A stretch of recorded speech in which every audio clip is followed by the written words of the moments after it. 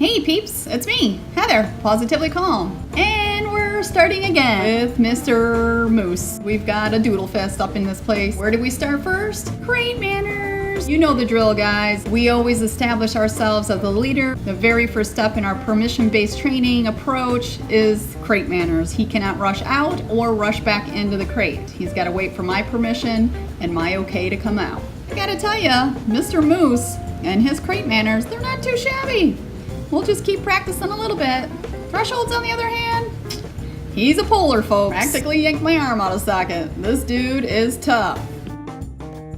And he's a little bit of a booger, playing tug with a leash, not really wanting to listen, trying to jump up on me. I do already have his Hermspringer on. The leash is attached to his flat buckle, so let's swap it out and teach this pooch all about pressure and release. Every time Moose pulls to the end of the leash, pressure is applied. Then once he moves in my direction, pressure is immediately released. This teaches him that ultimately he's in control of that collar. So every time he comes closer to me, it's a little bit more comfortable, and we do this dance for a few minutes until I feel like he's tuning into my every move, and then we'll start establishing the heel position. Once I do begin the walk, every time I turn, slow down, come to a stop, I'm giving the command heel and applying leash pressure and guidance right back into position. After doing a few passes, I feel comfortable enough to start implementing the auto sit using leash pressure upwards when I come to a stop. It's important to use your marker words every time they commit to a command. So every time I come to a stop and he sits, I mark with yes and reward with food. Not too shabby for a 10-minute run.